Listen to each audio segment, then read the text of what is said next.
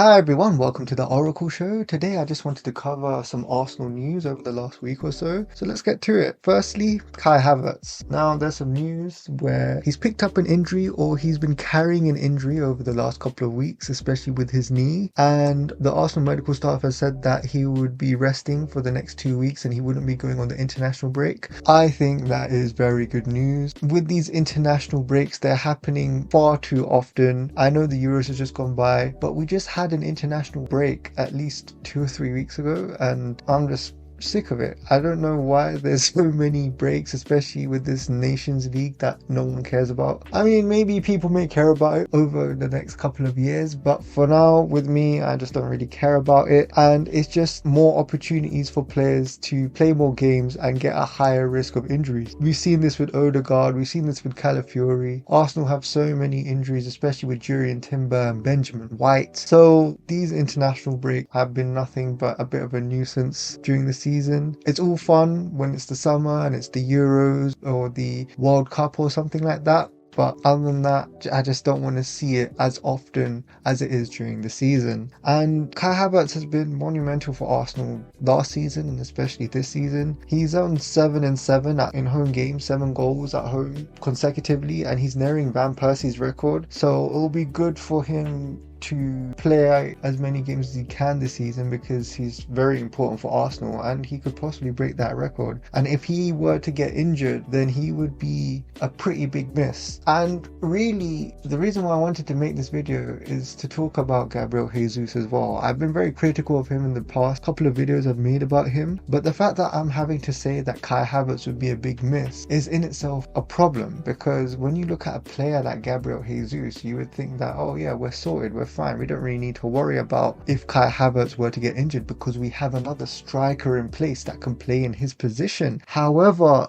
over the last couple of months or even over the last year or so, it just hasn't really been the case for me. Now, Gabriel Jesus is Arsenal's second choice striker without a shadow of a doubt. Eddie Nketiah had left the club in the last transfer window, which I thought was a very good decision. He needed to leave the club and get some minutes and playing time somewhere else. It was quite clear with Eddie Nketiah that he wasn't going to be the guy for Arsenal, which is okay. I respect everything he's done for the club, but it was good things that he moved on. Now, with Gabriel Jesus, he's a versatile attacker. I would say he can play up front, but he can also play on the left and on the right. He's won many things for Manchester City. He's won at least 4 Premier Leagues. He's won many Carabao Cups. He's won an FA Cup. So he was very, very successful there. And when he came to Arsenal, it was off the back of Erling Haaland coming at the club. So when he came to Arsenal, it was more of the case of restaking his claim as showing to why he should be a starting striker for a top club. And when he came to Arsenal in the beginning, in the first 6 months that he was at Arsenal, prior to the 2022 World Cup, he was looking very good. He was looking absolutely fantastic. And a lot of Arsenal fans were very satisfied with what he was doing. But there always crept a question on the fact that Arsenal needs another striker for some reason, especially when we had Gabriel Jesus, and there was a lot of talks between him and Isak during that summer, and then we managed to go for Gabriel Jesus, which there were some good reasons for why we got him. He's an experienced Premier League player, he's an experienced Premier League winner,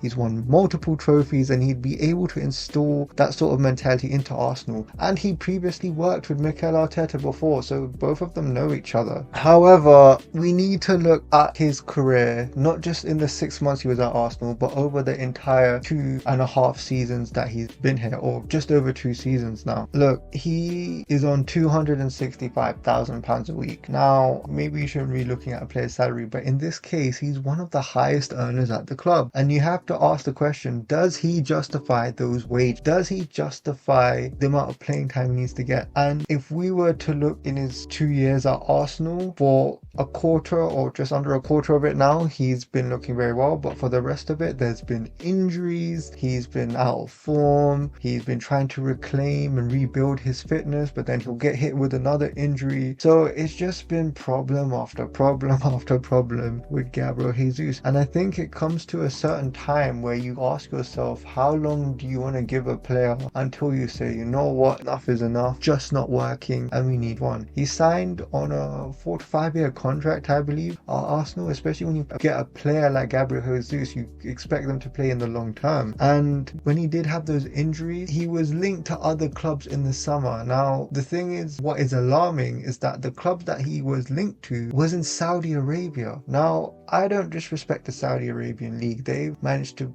recruit a lot of good players, guys like Kante, Benzema, Ronaldo, Milinkovic-Savic, Koulibaly. They got a lot of good players in that league. However, when you think of the Saudi league, you just think of a big payday and possibly retirement. A little bit similar to the MLS, but with more money. And for a player like Gabriel Jesus, who, by the way, I know he's been playing in the Premier League for quite a while, but he's only 27 years old. He's only 2 to 3 years older than Kai Havertz, and Kai Havertz is seen as a younger player. So that's something that's really alarming for Gabriel Jesus, because how is it a player of that ilk is already being linked to Saudi Arabia? I mean, a lot of players are linked to Saudi Arabia, but it wasn't like that he's linked to, say, AC Milan or Barcelona or Inter Milan or something like that. Instead, because we haven't really received that sort of offers from those clubs, especially during the summer. So that's something that's also been quite of a shock and quite alarming to me. But the thing is, the guy barely has played. Another thing is that in the 58 games that he's played for Arsenal so far, he's only scored 15 goals. In the first season where he joined Arsenal in the Premier League, he scored 11 goals, which was quite good. But then in the second season, in the last season between 2023 to 2024, albeit he did have some injuries that kept him out for a long period of time, he's only scored 4 goals. Now, with Gabriel Jesus, he's come out to the media and he says that he's not a guy that scores a lot of goals, and I can understand that to a degree. I look at someone like Robert Firmino, and he was a very good centre forward, and he played in his own right, which allowed players like Mohamed Salah and Sadio Mane to flourish when the three were together at Liverpool. However, I just don't see that the case with Gabriel Jesus, because they're both very different. And even as a player who may not score as many goals, at the end of the day, you are an attacker, you are a striker. Whether you're in the forward position, left wing, right wing, wherever you are up front, you still need to be able to get goals. And in my opinion, despite the injuries that he's had, and they've been some pretty bad injuries, he just hasn't been able to provide enough output. And even if we were to look in this season, he's had 5 appearances. Yes, majority of them have been off the bench, and he has had 1 to 2 starts. He started against Southampton and he started against Bolton, but he hasn't been able to get a goal or an assist this season, and he's had multiple opportunities to do that, especially against Bolton. They are a lower league side. He had chances where he could get a goal, but he wasn't able to do it. Against Southampton, a lot of people have been criticizing Gabriel Jesus and saying that he's been playing very poor and that his decision making has been quite bad as well. As a player coming back from injury, there's been a lot of talk that Gabriel Jesus needed to build up his fitness and that he could only play 60 minutes a game. I understand a player needs to build up their fitness, but at the same time, there comes a point where you just need to say, look, you need to play the full 90 minutes. We can't just coddle players and take care of you and just wait long periods of time, because people will get impatient and people will start to demand more from him, because Arsenal have had loads of players in the past where they've had multiple injuries and it just took forever for them to get back onto the pitch, like Diaby and Wilshere and Aaron Ramsey and stuff like that. And there comes a point in time where you just say to yourself, you know what, enough's enough, we need to move you on, because football waits for no one. Arsenal can't really afford to wait at this moment in time, because we need to be at position to have the best chance of winning the league in the next season or so, because over time players themselves will get anxious and they'll be like, okay, well, I win some things. But that's another topic in itself. But with specifically for Gabriel Jesus, he needs to be fit enough to play 90 minutes. And the best thing for a player is to be able to be fit and to play the games. And if you aren't fit, then what point is there you being there? So that's why when I look at Kai Havertz and his potential injury, I think to myself, can Gabriel Jesus to step up to the plate. I think this season and this time is the make or break time for Gabriel Jesus. For me, I think with the amount of injuries and stuff that he's had, we should have tried to move him on a lot sooner. But I think with his wages being so high, it's going to be difficult for any team to go for Gabriel Jesus. So we're going to have to wait and see. We're going to have to hope that he recovers his form and try and build himself in the transfer market. Because one thing that whenever we've tried to change him, and I'm not just talking specifically about him, but we tend to look a lot of levels lower than what we can actually play. Especially if you looked at the Southampton game, we were only able to get the 2 extra goals the minute we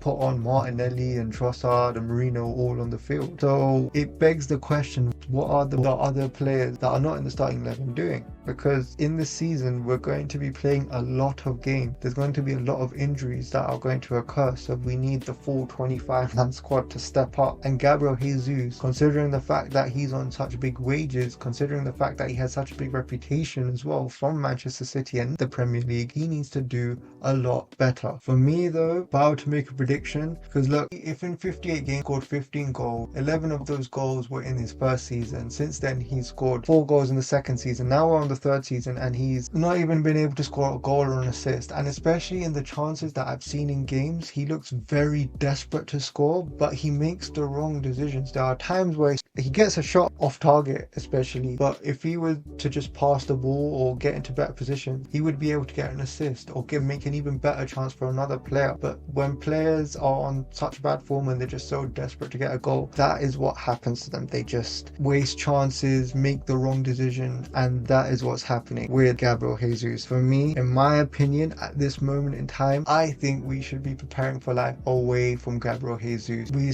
did the same with Eddie Nketiah. We gave him lots of chances, and I think for Gabriel Jesus, it's just the fact that he had a lot of injuries and football waits for no one. And if we are to get someone like Benjamin Sesko or Gyökeres or someone other striker who could possibly play as a backup and or provide competition for Kai Havertz, then that would be great. But as of now, this is Gabriel Jesus's make or break. If he doesn't do it at this period in time, if he doesn't step up, if God forbid Kai Havertz gets injured, then that would probably spell the end of his Arsenal career. And I think Mikel Arteta probably knows that as well. I hope he manages to prove me and everyone else wrong, but it's going to take a lot of work. But yeah, that was my views on the striker position, especially with Kai Havertz, Gabriel Jesus. What do you guys think? Hopefully you guys can put it in the comments below, and I hope to see you all in the next video. Bye bye.